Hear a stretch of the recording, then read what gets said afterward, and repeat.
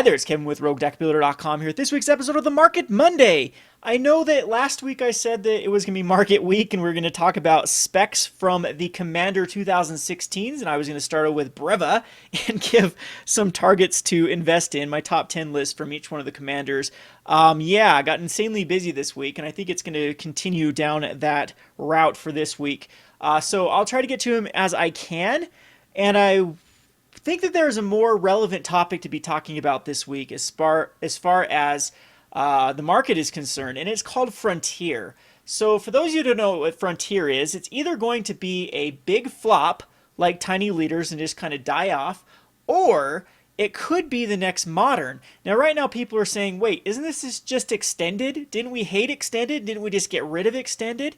Yes and no. This is going to be very similar to Extended, or very similar to Modern, except that it starts with Magic 2015 going forward. So you have 2015, and then the Konzatar Kier block, and then every set from now on will be legal in the format. And let me just give you a little bit of history for as much as I understand it. So apparently, especially to Japan and in some other languages that aren't quite as common as English or Spanish, especially for how Magic the Gathering is concerned, most of the printings were done in English.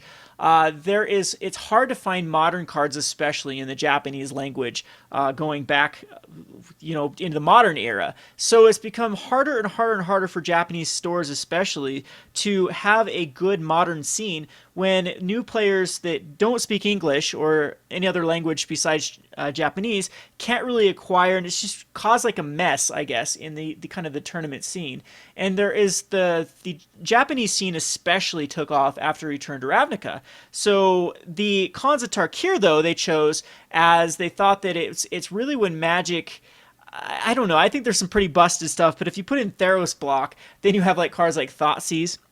If you put in Return to Ravnica, you have a lot of extremely powerful cards back then. So I think that also it makes more sense if you're going to start a format in the here and now, not go back even a couple of years. So at least Konzatar Kier forward, though, there have been plenty of Japanese language cards, plenty of the supply, and the scene is just huge in Japan. So a lot of the stores, the Harayuya especially, they started, which is one of the more premier stores. I think it's more comparable to like the Star City Games or the Channel Fireball here in America. They started doing the Frontier Cup, and they kind of gave the guidelines for the 2015 over. And now there's also like I think this is F2F is Face to Face, which is here. Are they Canadian? I think they're Canadian. They might be American. I can't remember where Face to Face is located.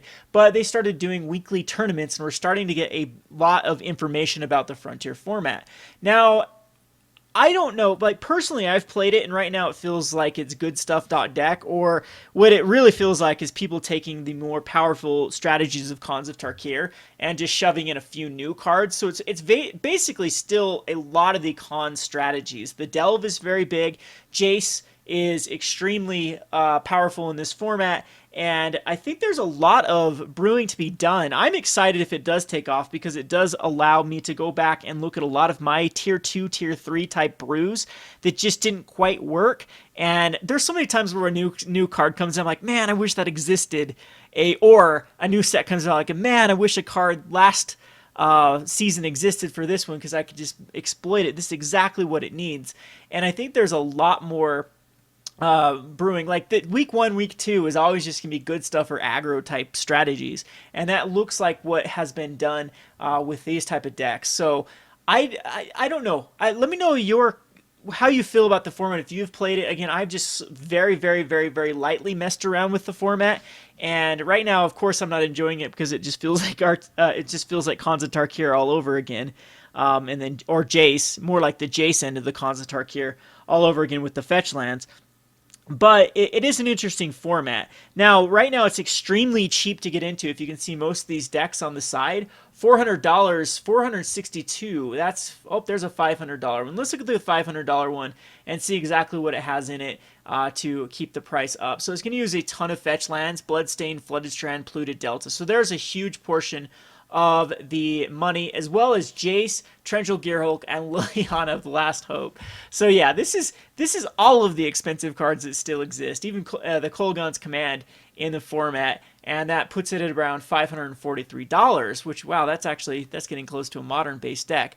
But a lot of these cards are dirt cheap right now. I think the fetch lands, if the format does take off, then the fetch lands could recover, which is meh. This is the one saving thing to Rudy's prediction about Khans of Tarkir is Frontier. Like, I've never been a fan of speculating into either Khans of Tarkir or into fetch lands, because I think the Zendikar fetch land reprint is coming shortly within the next year or two, and then that will devalue the prices. We've talked about this subject so much in the Market Monday videos. You just go back to any of them like a month or even 2 months ago.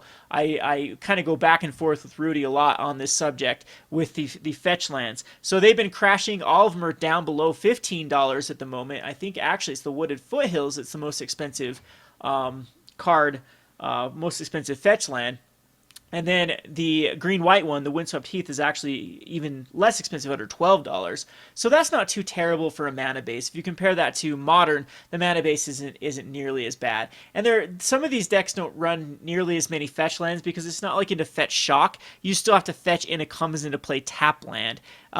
Sometimes it can come into play untapped but a lot of the times on like turn 1 and turn 2, you're not going to get that untapped land. You'll have to go get a basic, and then at that point, those do come into play untapped. It's not nearly as powerful as the shock strategy is what I'm trying to say. So I think that if the Frontier format does take off, if there is enough support for it, then there are definitely some cards that are very undervalued right now to invest in. Now, I think that the cards that you don't want to invest in is any of the ones that are in standard at the moment, like the Liliana and the Torrential Gearhulk. But Jace continues to fall. I think it finally is... Nope, it's still falling. I don't know when a good price point to get into Jace, because Jace has seen vintage play before. I mean, that's how powerful the card is. It sees Legacy, Vintage, and Modern. And then if it sees the Frontier, then it will... And it's a very, very... popular commander. It's also a very, very popular commander card, and I think it's just got kind of like the criteria to invest in a card. I hate investing in cards that are over like $10. Don't even get me started on 20, but this is easily a card that if the Frontier format takes off could go from the $20 to the $40 mark. So I think just keep an eye open on Jace. Origins was opened fairly... Yeah, it was open a fair amount of it, just because when Jace went up to $100, and then people were cracking him like crazy. What is interesting is also the Magic Origins, or the foil version, is way down too, around the $60 mark. So all you foil speculators, this I think is a great target. I think even if Frontier doesn't take off, that Jace, this might be the time that it's super low. So, yep. This one within the writing on it is even cheaper. A lot of these exists, the pre-release cards at $56. So anywho, let's go back to the Frontier, and you'll start to see a lot of trends at the moment. A lot of these decks are going to be running the Jeskai type strategy with the Monastery Swiftspear. So the Monastery Swiftspear is another card that sees a lot of heavy play in Modern, but is still very, very low at this point. It's down to the $1.70 mark. Is the lowest I believe it's ever been. Right when it spiked up after, I mean, this is pre-release selling, and then right after week 1, it was $1.70, so it's gone down to its week 1 price. I don't know where the bottom of Monastery Swiftspear is. It's so powerful in Modern that a lot of people actually called for the ban, just because it's very, very exploitable with like the Phyrexian mana type strategies, or it's just a great card in Burn. So again, it fits that where you want to invest in with the Frontier format. If the Frontier format does flop, at least you've sunk some money in some cards that are eternal. In the Swiftspear actually see play in Legacy Burn? Yes, it does. So yeah, there's another great card to invest in, because it does see Legacy and Modern. So the Swiftspear can be reprinted.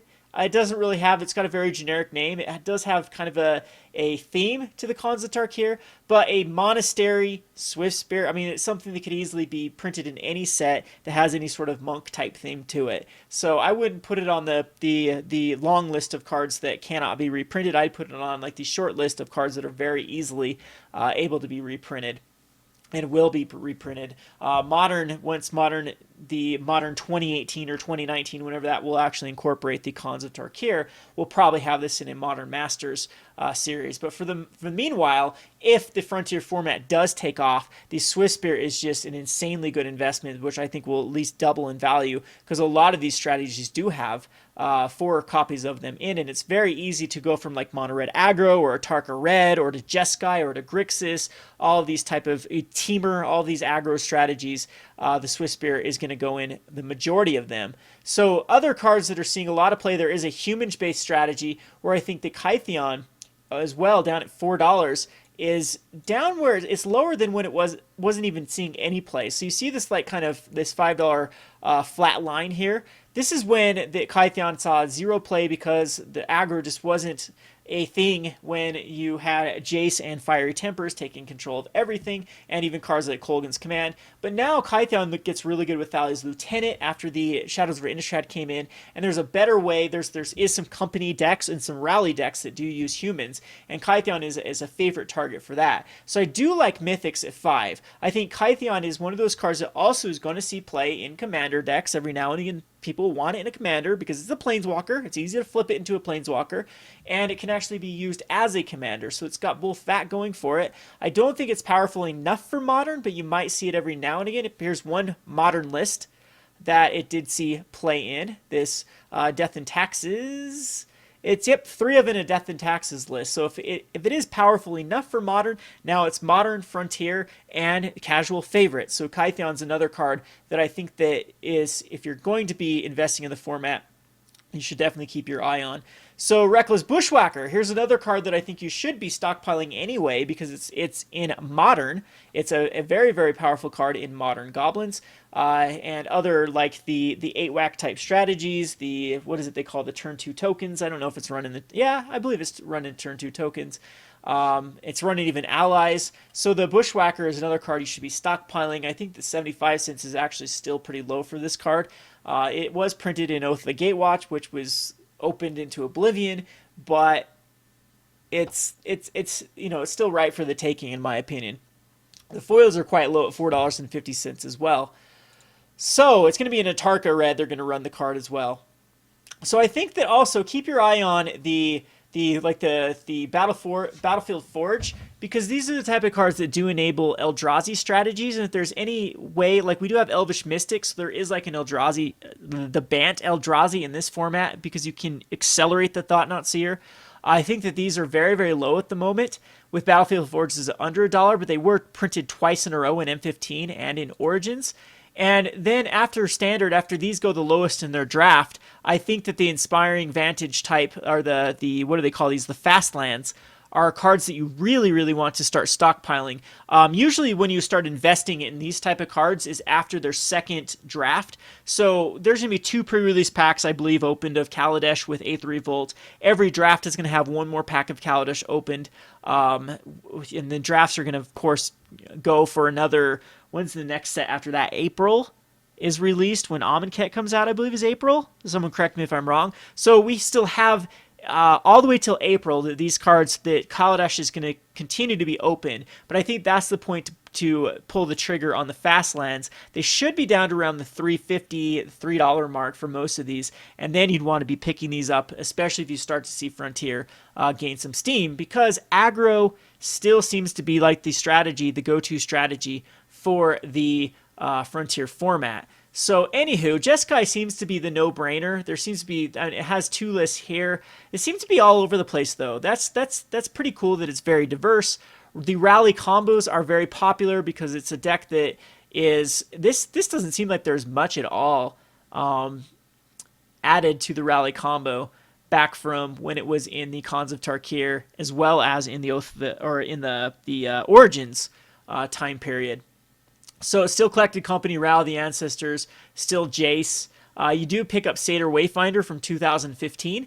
That makes it mill a lot more reliable. You don't have to run any sort of like where they were running Gather the Pack before, or some other mill type strategies. It's also a great target for the Nantuko to then eat and then get back. We still have the Elvish Visionaries, and there's a lot of cards like Crypt Breaker. To me, seems like it wants to be in this type of strategy, like a Crypt Breaker. What's the card? The the prize amalgam. I'm surprised that no one's tried a list like that yet in the format. But this is just the good old rally deck. Dig Through Time and Treasure Cruise are still legal. Those are both cards that I think that easily could be invested in. Dig Through Time's banned in everything except Frontier and Vintage. So if any cards are on the chopping block for a ban list, if it ever does materialize, I think Dig Through Time and Treasure Cruise are on the short list. So be careful about speccing into those two cards. Dig is still a fun card in Commander, though. I think most blue decks that I see do run Dig Through Time.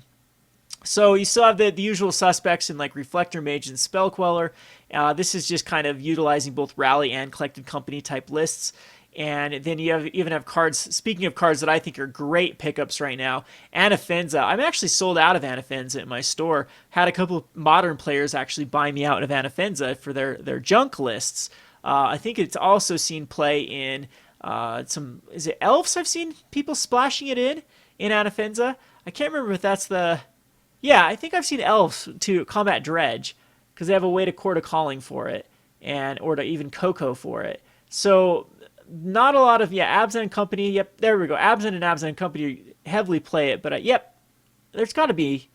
I know that I've lost to it when I was playing Dredge against Elves one time, and they courted into it in response to me dredging a ton, and it just completely wrecked me. But there is an Elves also in Frontier. We'll get to that. But if Dredge ever becomes a thing in the Frontier format, too, Anafenza is going to be a really good card. I think we do have Tormod Crypt in the format as well. The Anafenza does take care of like Hangerback Walker because it would be put in the graveyard from anywhere, so that actually replaces the dying effects. So it does actually combat the Zulaport Cutthroat. So right now, Anafenza is your best way to deal with the Frontier format.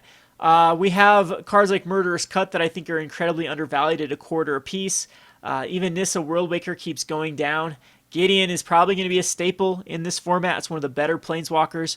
The thing is, the power creep is going to be very real for Frontier when the new sets come out. So, again, the majority of this is still Khans Tarkir block. We have like Grixis Dragons. And remember this deck back in the day where it just used the dragons with cards like this is actually not using the Silumgar Scorn, but is using Draconic Roar, 3 damage, 3 life, or 3 damage to a creature, 3 damage to opponent if you control a dragon. And Silumgar, of course, is still a great answer to... Oh, this is the wrong Silumgar. I was thinking of the Silumgar that grabs a Planeswalker, but this is the -1/-1 when it attacks, so it can get rid of your opponent's 1/1 creatures. I'm expecting to see a tokens route. I thought that Sorin, now with the like Marionette Master, as well as the...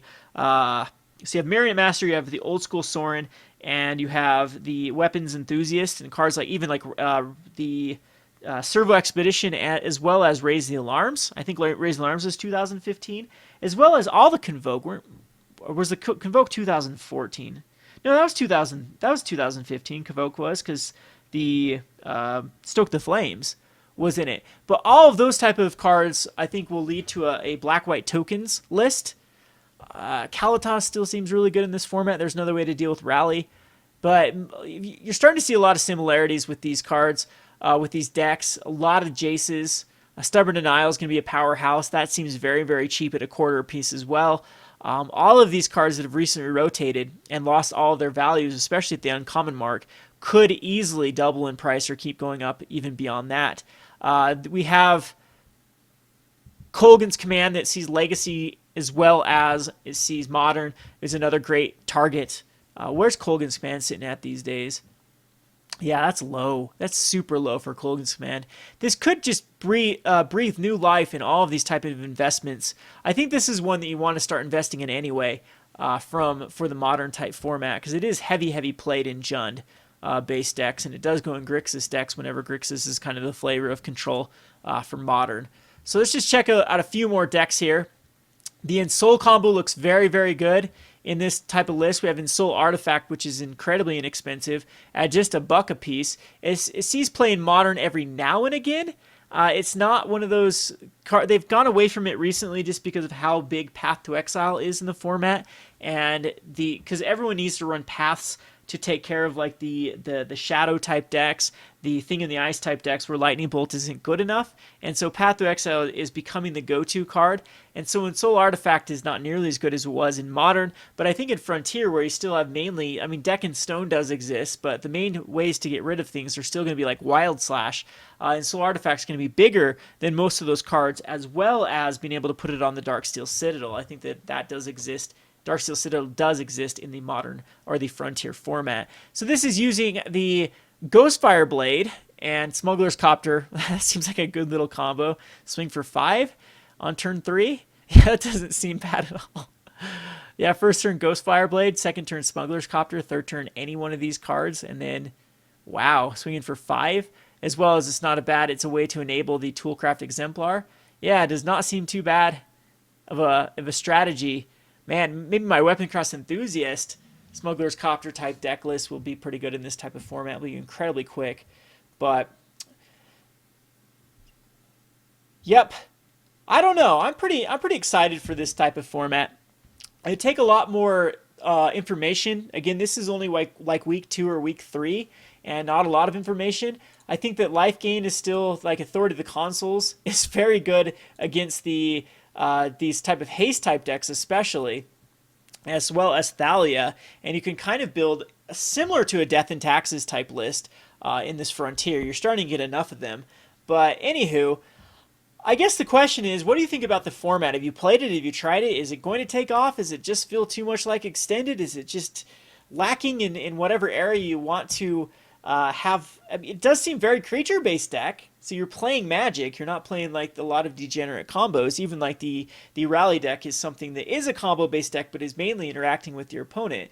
And I personally don't. So here's the woes that I've heard from my end of being a game store owner. I have a lot of people not wanting to get into Modern, A, because it costs too much, and B, a lot of people have quit. I quit playing Modern because my store is just completely infested with Ad Nauseam and Infect, so many Infect decks, so many Ad Nauseam decks, and then a few people play like Affinity, but it's very hard for new players to come into a format when they're building like Green Stompy, or what's another budget deck that you can get into Modern very quickly and then have to face off versus these decks like Ad Nauseam.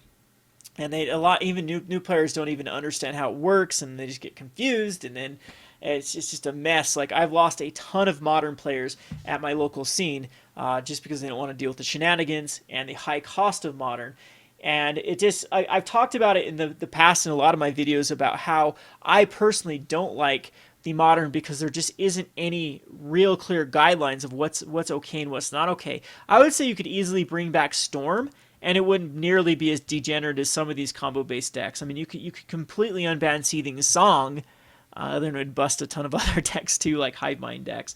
But you could unban at least a few of the Storm pieces, and it wouldn't be as bad, or Eggs pieces, and it wouldn't be as bad as some of these decks, or even Amulet Bloom or Twin. And so they're letting people get away with certain things and not there's no clear consistency. Again, you can go check some of my videos where I've talked about the format. And so far it seems like besides Delve, I don't know if there's too much, and that's something that can easily be dealt with, like Tormod's Crypt in this type format, and Cletus and Afenza. I think that this seems to be a very interactive, fun deck that is just really, really poised for a lot of brewing. Look, there's even a take extra turns deck in this type format. So as a store owner, I think this could breathe new life into some competitive scenes. The other frustration I was going to talk about was when I've had a lot of people just flat out quit when their like Dragons and Origins cards rotate and they watch their value go completely evaporate. And you have a lot of people frustrated. A lot of standard players that get into, like, especially when, like, take for example, you get your friend into standard, you have them invest a lot of money, and then a couple months down the road, their deck rotates and it's no good, and they have to start all over again. And I've seen so many players get incredibly frustrated with it. So all the people that at least started in the 2015, where there is just more than enough surplus of cards that exist from that time period over, should be able to pick up most of these pieces, no problem, have some inexpensive decks, to play, have some competitive decks they can play that aren't rotation, that do not rotate, and you don't have to pick up cards from clear back at the when does Modern even go back, like 2000? I mean, it's or I don't know when did Mirrodin exist, but the overall just creep of or the I just don't think it's that Wizards is able to reprint enough cards in Modern in a given year without A, crashing the entire economy, and B, hitting enough of the targets to really lower the price of all cards in Modern. So personally, I think we should give Frontier a shot. I'm not just saying this because I have an overabundance of cards from this time period, but if so, keep your eyes peeled and your ears open for this format. If it takes off at your local game store, let me know ASAP, and then we'll start really taking a magnifying glass to this time period and these cards. And I'm going to try to dump a decent amount of value into these cards. Like again, I as a store, especially after rotation for standards, people just dump the standard players that aren't going into Modern usually end up dumping a lot of their cards off to try to get another standard deck, so they cannibalize their rotated cards just to try. Like there was a person that basically traded their entire trade binder when the copters were like what, 15-18 bucks, just to try to get into copters, because at the time every deck required copters. So I have a ton of those cards, and I think this is a great opportunity as well to find people that are trying to get into this current standard and pick up some of these Frontier pieces. Anyway, rambled for too long for this one. Again, I'd like to know in your comment section below how you feel about the format, if you've played it, and any other tips or tricks or cards that I've missed that you think that you should invest into. This has been Kevin with RogueDeckBuilder.com. Thanks for watching.